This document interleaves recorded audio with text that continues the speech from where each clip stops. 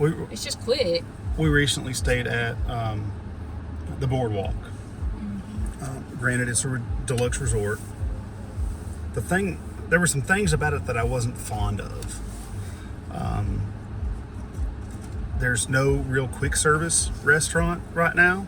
I hear that they are going to be doing something about that soon, but I'm not in the know yet. So,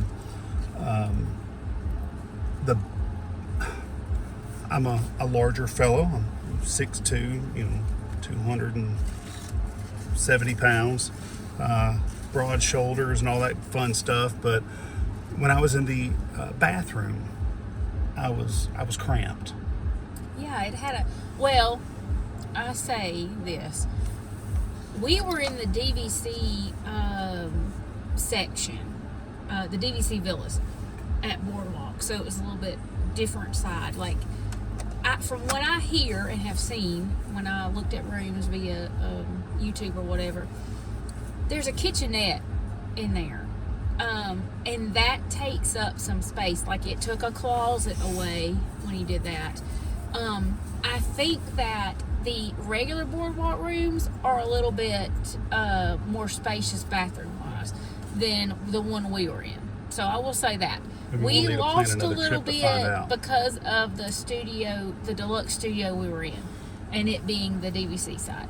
So I think you lose a little bit with that because it's for families, a little bit bigger families, and that kind of stuff. The kitchenette consisted of another hand sink, had a toaster oven, a microwave, about 3 feet of counter space, and a little refrigerator underneath. And and like your garbage can, under sink garbage and stuff. I mean, it was a nice little kitchenette for a hotel room. They included paper plates. And there was no storage space. It had one of the pull-down beds, the twin beds that's Murphy. So it had that, and beside that were 3 drawers. That's it. We're used to like 6 drawers, a cubby area. The deluxe usually has a huge closet system that takes up like one wall, like huge, plus cubby areas. And this did not have any of that. We had a regular closet like you would have in your house, and it was only accessible halfway, because the door was a slide door. So we had 4 people in there, and still had to leave our suitcases out and kind of live out of our suitcase, for those days. We had 2 other people with us, so there was 4 people in the room. Yeah, that was our main complaint. As far as us girls, that was our complaint. For me, my main complaint was the bathroom. It was cramped. Double sink, right? Single sink in the bathroom. It was single sink? Single sink in I felt like it was a double. Kitchenette. Yeah, the bathroom was nothing like the normal deluxes that we stayed at. Hey, they're usually huge. Our value resorts, the bathrooms are bigger. Yeah, it was not. I didn't like it. It's not kid friendly to me either. First time staying at the Boardwalk. Our first, thoughts on the Boardwalk. So, no real quick service. There's a little deli. There's a place where you can get a slice of pizza. You can refill your drinks like resort mugs that you pay $20 for. So your quick service has resort mug refill stations. Most open at 7, close at 11 at night, and then they'll have like one at their pool. It didn't have any of that. It had it at that sandwich shop that was like further down from the actual hotel and entrance. Like you had to walk to it. It was like a good little stride from where you were, and it closed fairly early. But that we didn't know that there was another place to get your resort mug filled up, and that was at the pool. But that's behind a locked gate that you had to have an armband to get in. As long as you got your armband or your That's right, magic but band, you know, you're if good to it go. was late at night and you wanted to go fill up your drink because you got back from the park at 11 o'clock, which Yeah. is normal, you know, that wasn't ideal to me. If you have a family there, that's not ideal. Like, that boardwalk situation where you go get food is not ideal at all. The only thing that was even remotely kid friendly to me there was the pool, because it's a circus theme and it has a huge water slide that you wouldn't expect at a pool. Yeah. Awesome pool. The pool was great. The bar at the pool, you could order meals, you know, looked like a carousel. It was really pretty. That's it. Like, it's not kid friendly to me, and I would not want to take my whole family and kids, because like I wouldn't take my grandchildren, because that's just not. Now you put a full quick service in that place and a place to fill up your resort mug inside the main lobby somewhere. Like, there's a carousel, there's like a little A coffee shop in there that stays open till 3 or 4. We'll keep it open a little later and do something like Coronado has an area where you just kind of walk in and you can only fill up your mugs. You know what I mean? But you can't access anything else. Do that. Like, there's plenty of room for that. There's plenty of open space, I feel like, inside that they could do something like that. So it's odd to me that they don't. And I feel like that would be a lot of people's complaints.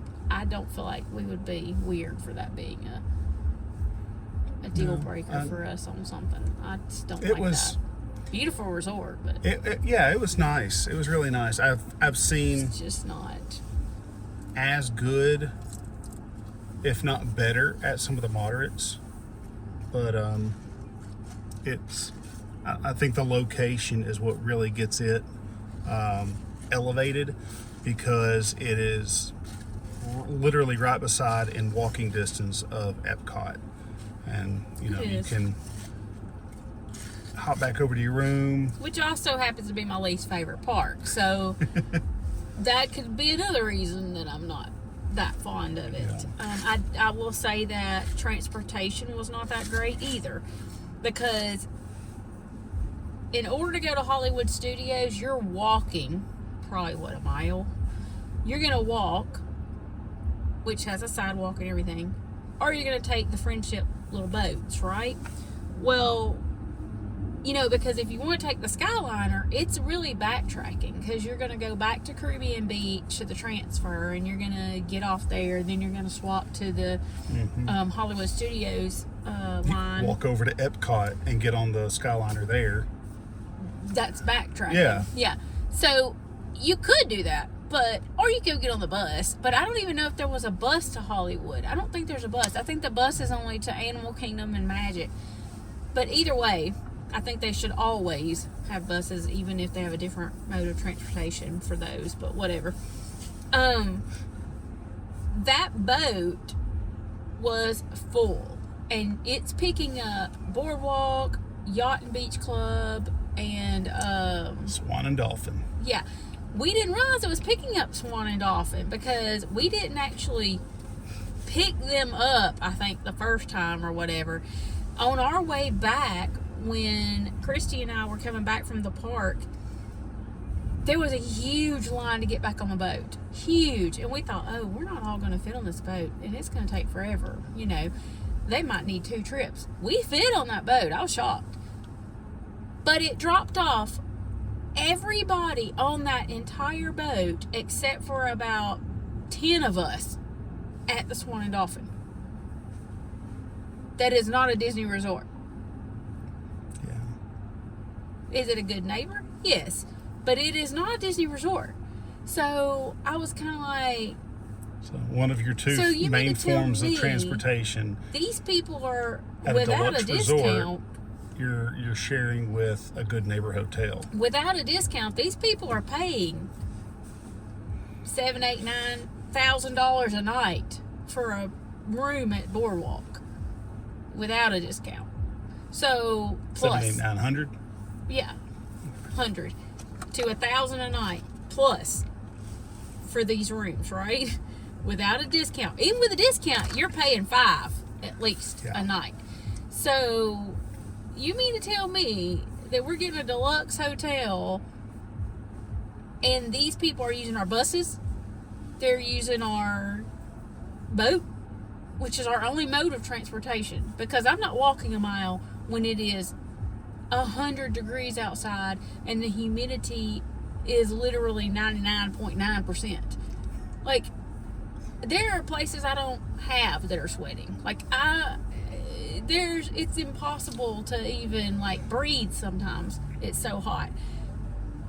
I'm not walking a mile on top of walking 12 miles in a park. Like, I'm just not doing it. I'm gonna ride that bus or that boat. Yep. So if my only mode of transportation is a boat, well, and I'm sharing it with everybody staying at a good Swan neighbor. and Dolphin. Yeah. No, like that irritated me.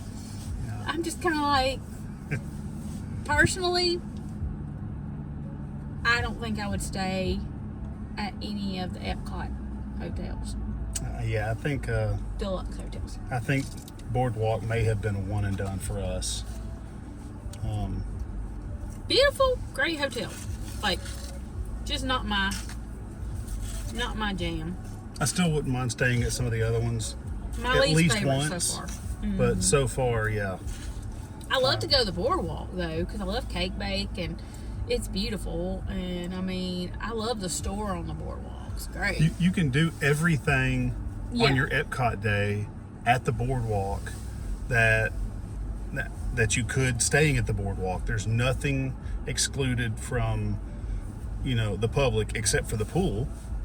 But the pool is not selling it for me. I tend to not go to the pool very often anyways.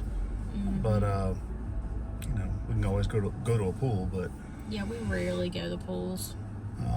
that's not, for me, that is not a selling feature that would make me choose the Boardwalk. Now, if you do want a pool and you want a great pool, that may be the one that your kids talk you into. But every resort's got multiple pools. So Our intent was to do a video about multiple deluxe resorts that we've stayed at, but it might be a better idea to do one per, because we've literally talked about the Boardwalk for this the entire time. which might be a good idea, because I have a lot to say about the Polynesian and the Grand Floridian. Yeah. So, which I love, and would stay there in a heartbeat. So, Well, when you want to go? with that being said, stay tuned for future episodes about the Polynesian and Grand Floridian. And why you should stay there. I'm Dale. This is Amanda. And thank you for joining us on our Disney thoughts and trips. Yep. Have a wonderful day.